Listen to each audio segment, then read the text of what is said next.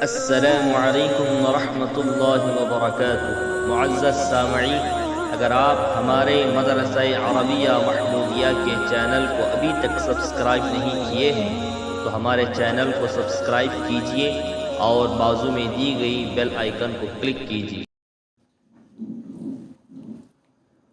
اعوذ باللہ من الشیطان الرجیم، بسم اللہ الرحمن الرحیم، الحمد للہ رب العالمین، الرحمن الرحیم، مالک یوم الدین، ایاک نعبد و ایاک نستعین، اهدنا الصراط المستقيم، صراط الذين أنعمت عليهم غير المغضوب عليهم ولا الضالين، آمين۔ صدق الله مولانا العظيم وصدق رسوله النبي الكريم، ونحن على ذلك لمن الشاهدين والشاكرين، والحمد لله رب العالمين۔ شروع کرتا ہوں اللہ کے نام سے جو نہایت مہربان بڑے رحم والے ہیں۔ ہر قسم کی سب تعریفیں اس اللہ کے لیے ہیں جو عالموں کا پالنہار ہے، جو بڑا مہربان نہایت رحم والا ہے، روز جزا یعنی بدلے کے دن کا مالک ہے۔ اے اللہ، ہم تیری ہی عبادت کرتے ہیں اور تجھ ہی سے مدد طلب کرتے ہیں۔ ہمیں سیدھے راستے کی ہدایت فرما، ان لوگوں کے راستے کی جن پر تو نے انعام فرمایا ہے، نہ ان لوگوں کے راستے کی جن پر تیرا غضب اترا، اور نہ گمراہوں کے راستے کی۔ یہ سورہ فاتحہ ہے۔ سورہ فاتحہ کا ترجمہ ہم نے سنا۔ گزشتہ چہارشنبہ آپ حضرات کی خدمت میں قرآن پاک کے متعلق ضروری باتیں اور اس سے پہلے جو 4 بڑی آسمانی کتابیں اتاری گئی تھیں اور کس کس نبی پر کیا کیا کتابیں اتاری گئیں، اور قرآن مجید سے پہلے آخری کون سی کتاب تھی، کن کن کتابوں پر عمل کیا گیا، پھر اسی طرح قرآن مجید ہمارے نبی پر کیسے نازل ہوا، کیسے اتارا گیا، پھر پہلی وحی کیا ہے، آخری آیت کون سی، یہ سب ساری تفصیلات، پھر کتنی آیتوں میں کیا کیا باتیں قرآن مجید کے اندر بیان کی گئی ہیں، یہ سب تفصیلات آپ کے سامنے آ چکی ہیں۔ سورہ فاتحہ قرآن کی سب سے پہلی سورت ہے اور قرآن کی بہت ہی اہم،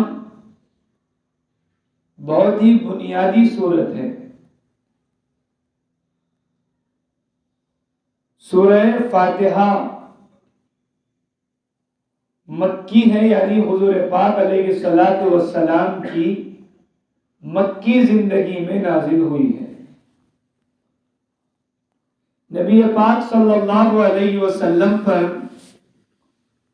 جو قرآن اترنا شروع ہوا وہ مکی زندگی میں ہوا، اور جو ختم ہوا وہ مدنی زندگی میں ہوا، اور تقریباً 23 سال کے عرصے میں قرآن پاک مکمل ہوا۔ تھوڑا تھوڑا کر کے قرآن مجید اتارا گیا۔ تو حضور پاک علیہ الصلوۃ والسلام کی مکی زندگی میں جتنی صورتیں اور آیتیں حضور پر اتاری گئی ہیں وہ سب مکی کہلاتی ہیں۔ چاہے حضور مکہ میں رہیں یا نہ رہیں، ہجرت سے پہلے کی جتنی صورتیں ہیں، جتنی آیتیں ہیں، وہ سب مکی کہلاتی ہیں۔ اور حضور کی ہجرت کے بعد، مدینہ پاک تشریف لانے کے بعد جتنی صورتیں، جتنی آیتیں اتاری گئیں، وہ سب مدنی کہلاتی ہیں۔ لہذا کسی صورت کے بارے میں مکی کہا جاتا ہے تو مطلب یہ ہے یہ ہجرت سے پہلے ہمارے نبی پر مکہ کی زندگی میں اتاری گئی ہے۔ کسی صورت سے پہلے اگر مدنی کہا جاتا ہے تو اس کا مطلب یہ ہے کہ ہمارے نبی پر ہجرت کے بعد مدینے کی زندگی میں اتاری گئی ہے۔ اب اس کے لیے پراپر مکہ ہی میں اتارا جانا، پراپر مدینہ شہر میں اتارا جانا کوئی شرط نہیں ہے۔ حضور کی مکی زندگی میں اب چاہے وہ غار حرا میں اترے، عرفہ میں اترے، طائف میں اترے یا کسی اور جگہ اترے، وہ صورت اور وہ آیت مکی ہوگی۔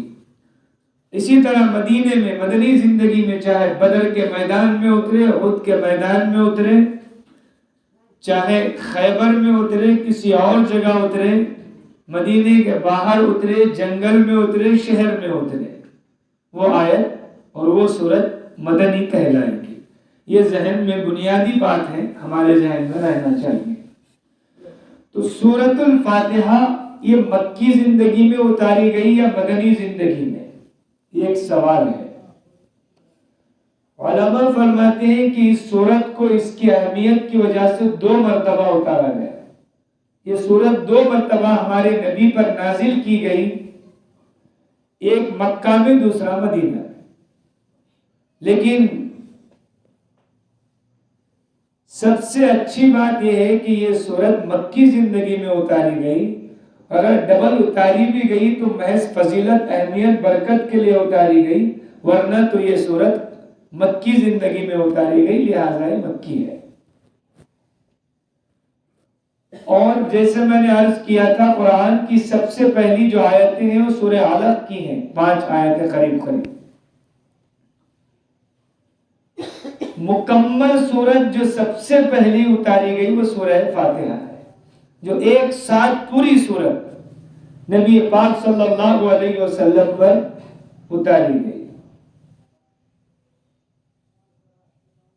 اور سورت جس کے اندر مکمل بات ختم ہو جائے، جس کی ایک شروعات ہو، جس کی ایک انتہا ہو، ایک شروعات کا جو مضمون ہو، اس کے بعد اسی پر بات بھی ختم ہو گئی ہو، اسے مکمل سورہ کہتے ہیں۔ ابھی بات آگے بھی رہتی ہے لیکن ایک خاص موقع پر رک جاتی ہے تو اس کو آیت کہتے ہیں۔ جیسے گول نشان قرآن مجید میں لگائے گئے ہیں، یا طا، میم وغیرہ، یہ سب اس کی نشانیاں ہیں، کہاں ٹھہرنا ہے کہاں نہیں ٹھہرنا ہے، لیکن گول نشان جہاں لگایا جاتا ہے دائرہ، وہ آیت کی نشانی ہوتی ہے۔ وہاں پہنچ کر وہ ایک جملہ، پورا جملہ آیت کہلاتا ہے، یہ ذہن میں رکھنا چاہیے۔ بہرحال سورہ فاتحہ قرآن کی سب سے پہلی سورت ہے جو مکمل سورت کے طور پر نازل ہوئی، اتاری گئی،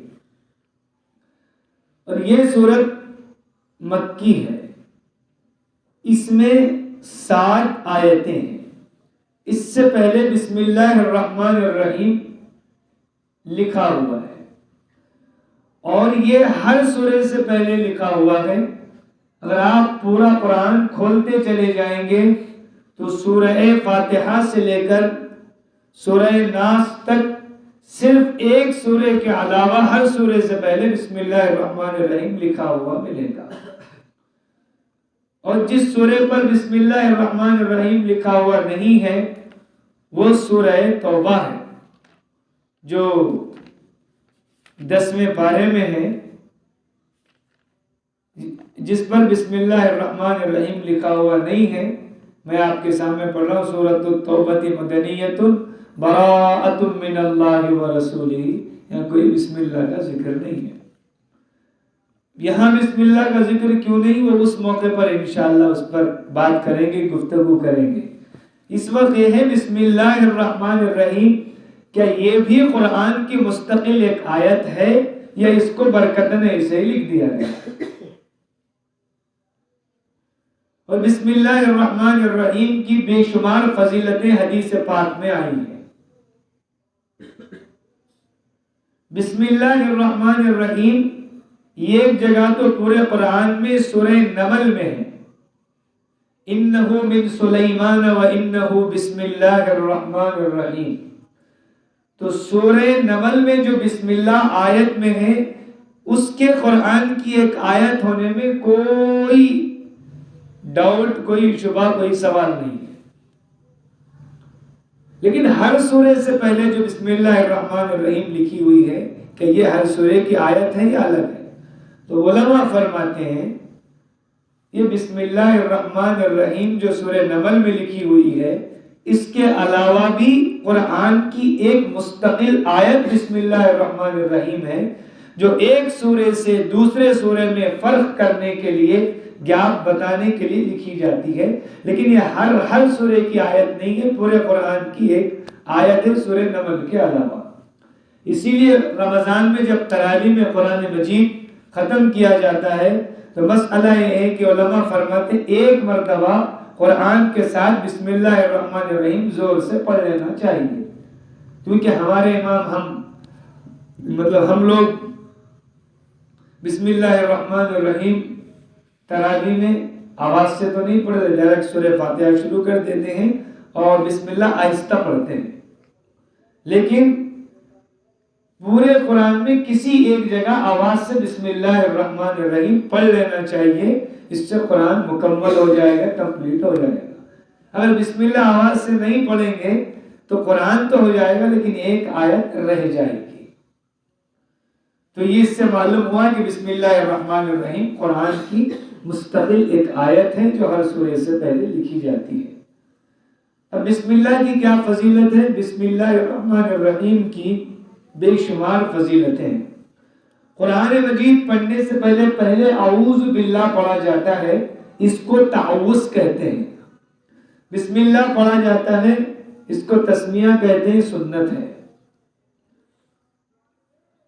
لیکن ہمارے پاس ہم لوگ ہر دینی چیز سے پہلے، حتیٰ کہ ایک اعلان سے پہلے بھی اعوذ باللہ من الشیطان الرجیم پڑھنا شروع کر دیتے ہیں۔ مسجد میں کوئی حساب کتاب کا اعلان ہے، اعوذ باللہ من الشیطان الرجیم۔ عیدگاہ میں اعلان ہوتا اعوذ باللہ من الشیطان الرجیم۔ خیر اس پر ہم کوئی اعتراض کی بات نہیں، لیکن اعوذ باللہ پڑھنے کی جگہ صرف قرآن ہے۔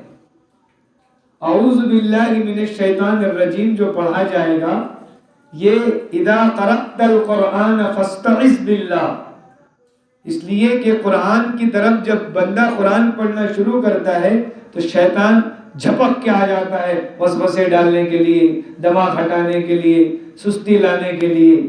تو قرآن میں اللہ نے خود نبی کو حکم دیا اذا قرأت القرآن فاستعذ باللہ، نبی جی جب آپ قرآن کی تلاوت کریں تو پہلے اللہ سے پناہ مانگی، اعوذ باللہ پڑھیے۔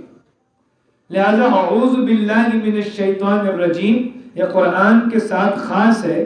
دوسری کوئی دینی کتاب، حدیث وغیرہ کوئی دینی کام بیان کر رہے ہیں تو بسم اللہ الرحمن الرحیم سے شروع کرنا چاہیے۔ اور اگر کوئی شیطان وغیرہ بھگانے کے لیے اعوذ باللہ من الشیطان الرجیم پڑھتا ہے تو کوئی مسئلہ نہیں ہے، اس سے خبیث جنات وغیرہ بھاگ جاتے ہیں۔ لیکن ایک ماحول جو ہمارا بن گیا تھا، اس پر میں نے کہا کہ قرآن کے ساتھ یہ چیز خاص ہے۔ بسم اللہ الرحمن الرحیم کے بارے میں بہت ساری فضیلتیں حدیث پاک میں آئی، مختصراً یہ ہے۔ حضور نے فرمایا کل امر ذی بال لم یبدأ بسم اللہ فهو اجزم، فی روایت فهو اقطع فهو ابتر، او کما قال علیہ الصلوۃ والسلام۔ ہر اہم اور بڑا کام جو بغیر بسم اللہ کے، بغیر اللہ کی تعریف کے شروع کیا جائے گا وہ ادھورا رہے گا، وہ دم کٹا رہے گا، وہ بے برکت رہے گا۔ اسی لیے حدیث پاک میں باقاعدہ فضیلت آئی ہے کہ ہر اچھے کام کو بسم اللہ کے ساتھ شروع کرو، اس سے اس کی برکتیں آئیں گی اور اس کام میں بھی برکت ہوگی۔ اب جب ہر اچھے کام کی شروعات بسم اللہ سے کرنا ہے تو قرآن تو سب سے اچھا کام ہے، اللہ کی کتاب ہے، لہذا اعوذ باللہ کے بعد بسم اللہ الرحمن الرحیم پڑھا جاتا ہے۔ بے شمار مواقع پر اس کی فضیلت ہے، بے شمار موقعوں پر بسم اللہ پڑھنا چاہیے۔ حدیث پاک میں ہے اگر کوئی شخص رات میں اپنے گھر کا دروازہ بند کرتے ہوئے بسم اللہ الرحمن الرحیم پڑھ کر بند کر دیتا ہے تو اس گھر میں شیطانوں کا خبیث جنات کا دورہ نہیں ہوتا ہے، وہ داخل نہیں ہوتے ہیں، محفوظ ہو جاتا ہے۔ اگر کوئی بغیر بسم اللہ الرحمن الرحیم کہے کہ دروازہ بند کر دیتا ہے، شیطان اپنے چیلوں کو بلاتا آؤ بھائی آج ہمارا ٹھکانہ وہاں ہے، چلو فلاں کے گھر میں، کیونکہ اس نے بغیر بسم اللہ کے دروازہ بند کر دیا۔ تو شیطان آج کئی لوگ پریشان ہیں، وہ پریشانیاں یہ پریشانیاں، ہم حضور کی بتائی ہوئی باتوں پر عمل نہیں کرتے تو پریشانیاں آتی ہیں زندگی میں۔ اسی طریقے سے حضور پاک علیہ السلام نے فرمایا جب کوئی شخص کھاتے وقت بغیر بسم اللہ کے کھانا کھاتا ہے یا بغیر بسم اللہ کے بنانے والا بنا دیتا ہے، اس میں بنانا بھی آتا ہے، تو شیطان جو ہے اگر بنانے میں بھول گیا کھانے میں بول لیا تو ٹھیک شیطان بھاگ جاتا ہے، بنانے میں بھی نہیں کھانے میں بھی نہیں۔ شیطان اپنے چیلوں بھائی آج ہمارا کھانا وہاں ہے، تو دیکھتا ہے اس نے بسم اللہ پڑھ لیا تو اس کے گھر میں نہیں جاتا ہے، اس میں نہیں پڑھا تو اس کے گھر میں آ جاتا ہے۔ یہ سب چیزیں بسم اللہ کی اہمیت برکت کو بتلاتی ہیں، لہذا بسم اللہ الرحمن الرحیم ہر اچھے کام سے پہلے پڑھنا چاہیے۔ جب گاڑی پر بیٹھیں، جب سوار ہوں، جب کوئی اچھا کام، ویسے تو جو مسنون دعائیں وہ تو پڑھنا چاہیے، ساتھ ساتھ بسم اللہ الرحمن الرحیم پڑھنے کی عادت ڈالنی چاہیے۔ حضرت عمر فاروق رضی اللہ عنہ کے زمانے میں روم کے بادشاہ کو سخت سر میں درد ہوتا تھا، ایک بات یاد آ گئی تو عرض کر رہا ہوں، سر میں سخت درد ہوتا تھا تو اس نے حضرت عمر رضی اللہ تعالیٰ عنہ کی خدمت میں گہلا بھیجا کہ میرے سر میں بہت سخت درد ہوتا ہے، بہت علاج کروایا لیکن افاقہ نہیں ہوتا ہے، کمی نہیں ہوتی۔ حضرت عمر رضی اللہ تعالیٰ عنہ نے اس کو ایک ٹوپی بنا کر دی، کاغذ کی کپڑے، یہ ٹوپی بنا کر دی۔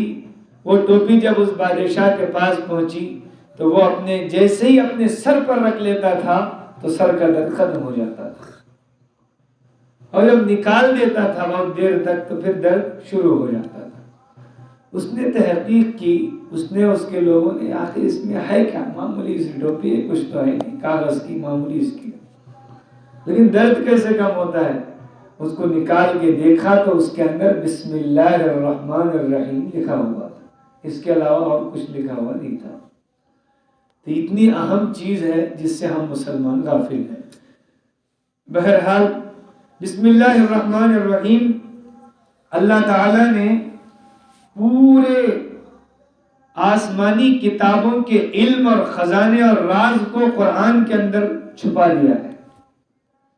پورے قرآن مجید کے علم، خزانے اور راز کو سورہ فاتحہ کے اندر رکھ دیا ہے۔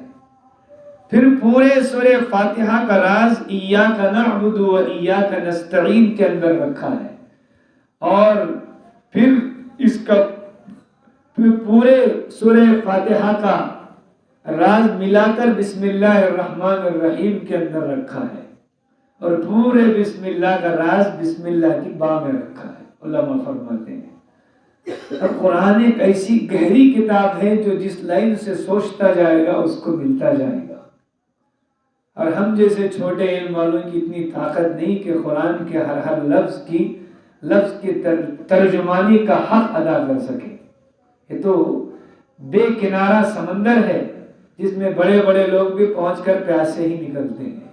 تو قرآن ایسی کتاب ہے جس کو مسلمان آج فراموش کر دیا ہے، صرف وہ تعویذ گنڈے کی یا کسی کے مرنے پر اس ایصال ثواب کے لیے اٹھانے کی کتاب سمجھ رکھا ہے، یا کسی کے گھر میں کوئی ٹھنڈی ہو تو قرآن مجید کی تلاوت یاد آتی ہے۔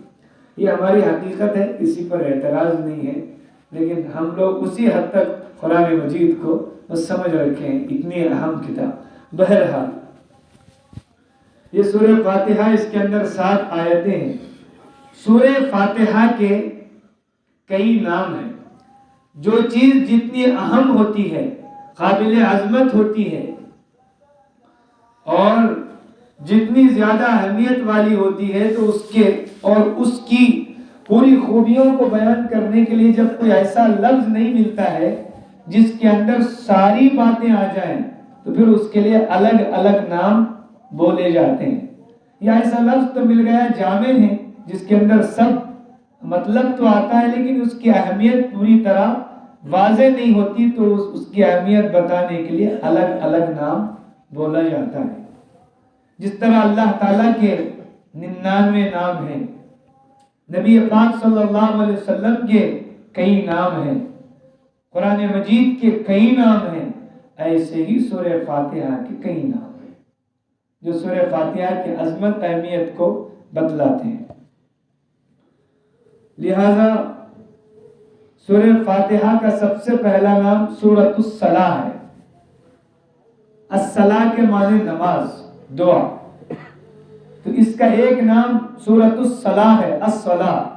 اور الصلاح اس لیے ہے کہ یہ نماز میں پڑھی جانے والی پہلی سورت ہے اور اس سورت کے پڑھے بغیر نماز ہی نہیں ہوتی ہے. لا صلاۃ الا بفاتحۃ الکتاب، نماز تو سورہ فاتحہ کے بغیر نہیں ہوگی. لہذا چونکہ یہ سورت نماز میں سب سے پہلے پڑھی جاتی ہے اور نماز کی اہم سورت ہے، لہذا اس کا ایک نام سورۃ الصلاح نماز کی سورت ہے. حدیث مسلم شریف کی اللہ تعالیٰ نے فرمایا قسمت الصلاۃ بینی و بین عبدی، میں نے نماز کو میرے اور میرے بندے کے درمیان تقسیم کر دیا ہے. سورہ فاتحہ میں کیا کیا باتیں تفصیلات تو آتے رہیں گی، بعد میں آئیں گی. مختصر ہے کہ اللہ نے اس کا آدھا حصہ یعنی 3.5 آیتیں اللہ تعالیٰ سے متعلق ہیں، 3.5 آیتیں بندوں سے متعلق ہیں. یہ 3.5 ملا کر 7 آیتیں ہو جاتی ہیں. تو اللہ نے خود فرمایا میں نے اس کو یعنی نماز کی صورت کو آدھا آدھا تقسیم کر دیا، لہذا اس صورت کا نام نماز کی صورت ہے. اسی طرح اس کا ایک نام سورۃ الحمد ہے، تعریف کی صورت، جس کا پہلا کلمہ ہی الحمد ہے. الحمد کے معنی تعریف، کسی نعمت پر تعریف کرنا، کسی خوبی پر تعریف کرنا، کسی کمال پر تعریف کرنا. تو پہلا لفظ ہی الحمد ہے، اس کے معنی تعریف کرنا. چونکہ اس صورت میں اللہ پہلے ہی لفظ سے اللہ کی تعریف کی جاتی ہے، لہذا اس کو سورۃ الحمد بھی کہتے ہیں. اور اس وجہ سے کہ اس صورت میں اللہ کی بھرپور تعریف کی گئی. الفاظ مختصر ہیں لیکن معنی بہت بڑا ہے. کیسے؟ الحمدللہ رب العالمین، سب تعریفیں اس اللہ کے لیے ہیں جو ہر عالم کا پالنہار ہے. اب اللہ کا خاص نام ہے، 99 اللہ کے صفاتی نام ہیں. اللہ کا ذاتی نام ایک ہے. جیسے ایک انسان اس کا ایک ذاتی نام ہے، کسی کا نام عبداللہ ہے، وہ اس کا ذاتی نام ہو گیا. اب وہ عالم بھی ہے، وہ حافظ بھی ہے، وہ قاری بھی ہے، وہ مفتی بھی ہے، وہ ڈاکٹر بھی ہے، تو اس کو مولانا، مولوی، قاری، مفتی، حافظ، ڈاکٹر، پروفیسر سب کہا جاتا ہے. یہ سب اس کے خوبیوں کے حساب سے صفاتی نام کہے جاتے ہیں. ایسے اللہ صرف اللہ کا خاص نام ہے جو آج تک اللہ کے علاوہ کسی کے لیے نہ استعمال ہوا ہے نہ ہو سکتا ہے. یہ ہندوستان کے لوگ بھولے بھالے ہیں جو اپنا نام اللہ صاحب، مولا صاحب، اللہ جی رکھ لیتے ہیں. میں ایک مرتبہ ایک دیہات میں جانا ہوا، ایک صاحب کو نام پوچھا آپ کا نام کیا؟ کہا خدا جی. تو بعض لوگ اللہ صاحب ایسا بھی رکھ لیتے ہیں، ان کا بھولا پن ہے بیچاروں کا، معلومات نہیں. اس کی تحقیر بھی کہ مذاق بھی نہیں اڑانا چاہیے. اللہ معاف کرنے والا ہے گا، اللہ رحم بھی آئے گا. بھولے پن میں رکھتے ہیں لوگ. بہرحال اللہ کے علاوہ کسی کو رکھنے کی اجازت بھی نہیں، کوئی لائق بھی نہیں، اور یہ نام کسی پر فٹ ہوتا بھی نہیں. ایسا نام اللہ. تو اس کے اندر اللہ تعالیٰ نے اس صورت میں اپنی بھرپور تعریف فرما دی ہے. ایک توحید الوہیت، ایک توحید ربوبیت. توحید الوہیت کہتے ہیں کہ اسلام کے 3 بنیادی عقیدے ہیں: توحید، رسالت، آخرت. یہ کسے کہتے ہیں اگلی بات میں اس کو سمجھا دوں گا. فی الوقت یہ سمجھیے یہ ہمیں یہ ذہن میں رکھنا ہے. توحید الوہیت، توحید ربوبیت. توحید الوہیت کہتے ہیں معبود بھی وہ اکیلا ہے، عبادت کے لائق بھی وہی ہے. توحید ربوبیت کہتے ہیں پالنے والا بھی وہی اکیلا ہے. ایسا نہیں کہ دوسرے مذہب کی طرح یہ بھی خدا اور یہ بھی خدا، اس کی بھی عبادت اور اس کی بھی عبادت. مکہ کے کافر کہ وَمَا يُقَرِّبُنَا إِلَّا اللَّهِ زُلْفَى، ہم ان دیوی دیوتاؤں کی پوجا اس لیے کرتے ہیں کہ یہ ہمیں اللہ سے قریب کرنے والے ہیں. تو قریب کرنے والے تو عبادت کے لائق کوئی نہیں. پہلی بات تو قریب کرنے والے ہے ہی نہیں، وہ تو پیغمبر ہوتے ہیں اللہ سے قریب کرنے والے نبی. تو وہ کہتے تھے کہ ہم ان کی عبادت خدا ان کو سب سے بڑا خدا سمجھ کر نہیں کرتے ہیں. خداؤں میں ایک چھوٹا خدا ہے جو بڑے خدا سے ملانے والا. ہندوؤں میں بھی یہی عقیدہ ہے، فلاں دیوی فلاں دیوی، وہ ان کا عقیدہ ہو جانے، ان کا مذہب ہو جانے. ہم کرٹیسائز نہیں کر رہے، ہم اپنے عقیدے کی بات بیان کر رہے ہیں. ہم اپنا مذہب یہ بول رہے ہیں. ان کے مختلف دیوی دیوتا ہیں، ان کے مختلف یہ کیا کہتے ہیں اوتار ہیں، مختلف وہ شکتیوں کو مانتے ہیں. وہ بارش دینے والی ایک دیوی ایک خدا ہے، اولاد دینے والا ایک خدا ہے، اور کیا بیماری دینے والا ایک خدا ہے، بلا والا ایک خدا ہے، نیکی والا ایک خدا ہے، فلاں فلاں فلاں فلاں. عیسائیوں میں بھی ایسا ہی الٹا پلٹا بے تکا ایک تصور ہے. تین خدا ملا کر ایک ملا کر تین، ہے تو بہت بھول بھلیا ہے. عیسائیوں کا عقیدہ تو بڑا عجیب و غریب ہے. خدا کے بارے میں دوسرے کیا اللہ بہتر جانے. خدائیت کے بارے میں عیسائی ایسے گمنام ہیں، ڈور کو سلجھا رہا ہے پر سرا ملتا نہیں. اردو کا ایک شعر ہے. فلسفی کو بحث میں ہرگز خدا ملتا نہیں. خدا کے بارے میں ایسا ویسا ایسا بھول بھلیا کر کے رکھ دیا ہے. انسان خدا کا تصور کرتے کرتے کرتے خود کو ہی بھول جاتا. میں ہی خدا بول دے گا آخر. اللہ حفاظت فرمائے. ایسا تصور ہے. اور دوسرے مذہب میں بھی ایسے ہی، سناتن دھرم میں بھی تقریباً. بہرحال اس میں اللہ نے یہ سمجھایا ہے توحید الوہیت، معبود بھی وہی اکیلا ہے، ہر طرح کی عبادت کے لائق صرف اللہ ہے. اللہ کے سوا نبی بھی عبادت کے لائق نہیں. نبی تعظیم کے لائق ہے، نبی احترام کے لائق ہے، نبی محبت کے لائق ہے، نبی اطاعت کے لائق ہے، نبی آئیڈیل اور نمونہ بننے کے لائق ہے. عبادت کے لائق نہیں ہے. عبادت کے لائق صرف اللہ کی ذات ہے. تو معبود وہی اکیلا ہے. پھر ربوبیت، میرا رزق دینے والا اللہ بھی ہے یہ بھی ہے، ایسا نہیں ہے. ہر مخلوق کو رزق دینے والا صرف اللہ ہے. دوست کو بھی، دشمن کو بھی، انسان کو بھی، جن کو بھی، چرندے کو بھی، پرندے کو بھی، کیڑے کو بھی، پتنگے کو بھی، ہر طرح کی مخلوق، بے جان کو بھی، جاندار کو بھی. توحید ربوبیت، یہ دو جملوں میں اللہ نے الحمدللہ سے اپنا اکیلا معبود ہونا بتلایا ہے، رب العالمین سے اپنا اکیلا پالنہار، پالنے والا ہونا بتلایا ہے. اس حساب سے یہ سورت کا ایک نام سورۃ الحمد ہے، اور اس کا ایک نام فاتحۃ الکتاب ہے. کتاب کی فاتحہ کے معنی کسی چیز کی شروعات، کسی چیز کا آغاز. اور فاتحہ کے معنی کھولنا.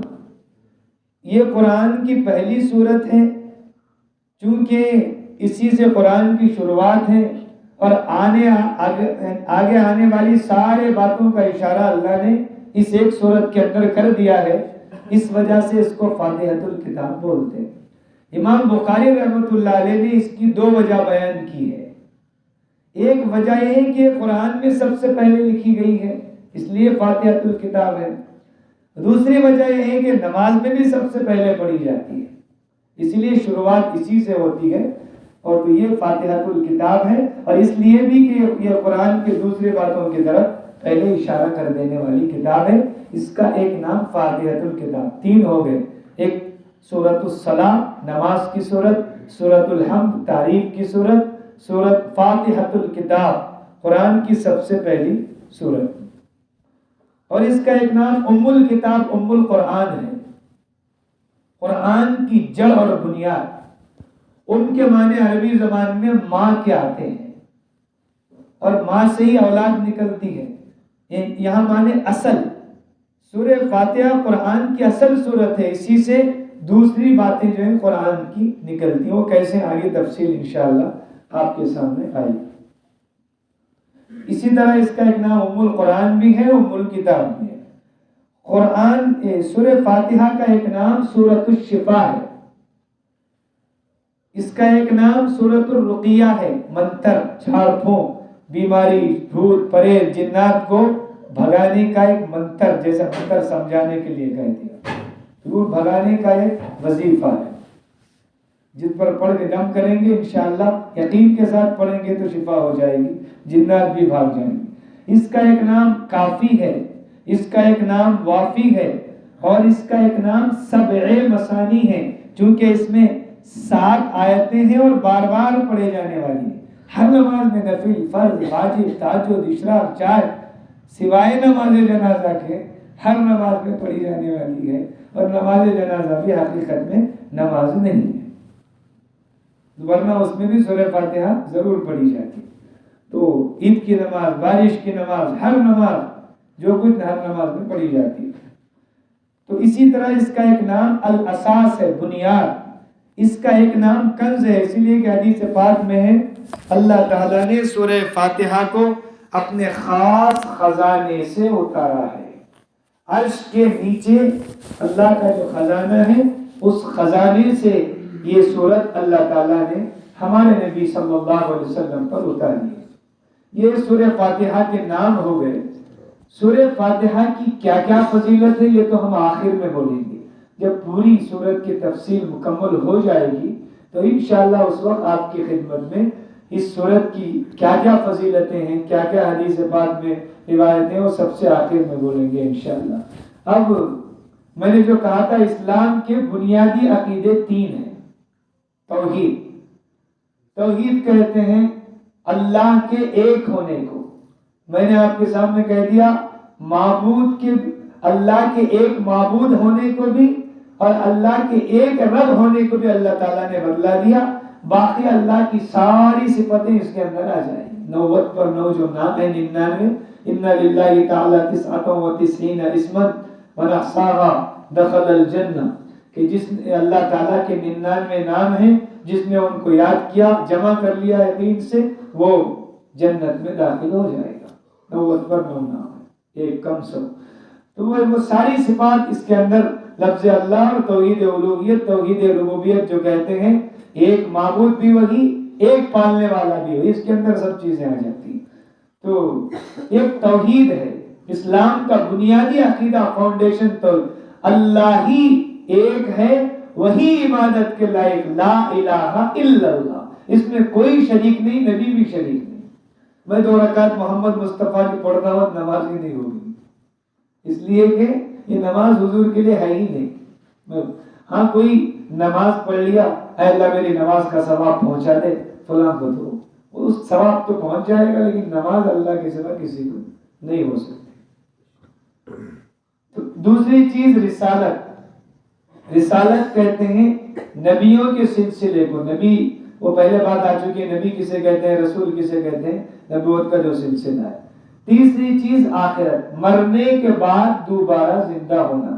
اب وقت آدھا گھنٹہ ہو چکا ہے، اس میں چند ضروری باتیں ہیں جو ہمارے مذہب میں اور دوسرے مذہب میں، آخرت میں، رسالت میں، توحید میں کیا فرق ہے، اس کو سمجھ کر انشاءاللہ آئندہ مجلس میں اس پر گفتگو کریں گے۔ پھر یہ سورہ فاتحہ پورے قرآن کی جڑ کیسے ہو گئی، اور اس میں یہ سورہ فاتحہ کے اندر یہ تینوں مضمون، تینوں چیزیں بیان کر دی گئی، توحید، رسالت، آخرت۔ شارٹ کٹ یہ سمجھ لیجئے، توحید، رسالت، نبیوں کے سلسلے کو، اور آخرت، مرنے کے بعد کے حساب کتاب وغیرہ کے عقیدے کو آخرت کہتے ہیں۔ یہ سارا ڈیٹیل انشاءاللہ اگلی مجلس میں ہوگا۔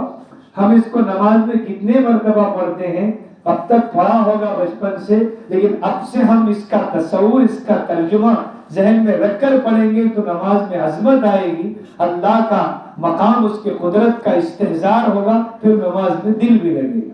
اسی لیے تفسیر کو اسی اہمیت اور عظمت سے سننا چاہیے اور اپنے گھر والوں کو بھی سمجھانا چاہیے میں نے ترجمہ تو کر دیا، پھر آئندہ مرتبہ بھی ترجمہ پھر کروں گا، لیکن تفسیر ہوتے ہوتے ہوتے 2-3 مجلسیں اس کو ہو سکتا اور لگیں، چونکہ پہلی صورت ہے، بنیاد ہے، اس کی باتیں سمجھ لیں گے تو آئندہ پھر یعنی ہمارے لیے اور آسانیاں بھی ہوں گی، اس کی اہمیت بھی ہوگی. اسی لیے میں تھوڑا آہستہ اور تفصیل سے چل رہا ہوں. اللہ مجھ کہنے والے کو، آپ سننے والوں کو، پوری امت مسلمہ کو کہنے سننے سے زیادہ عمل کی توفیق عطا فرما. اللهم لك الحمد كما ينبغي لجلال وجهك وعظيم سلطانك. جزا الله عنا محمدا وهو أهله صلى الله عليه وسلم. لا إله إلا أنت سبحانك إني كنت من الظالمين. اللهم فقهنا في الدين وعلمنا القرآن الحكيم.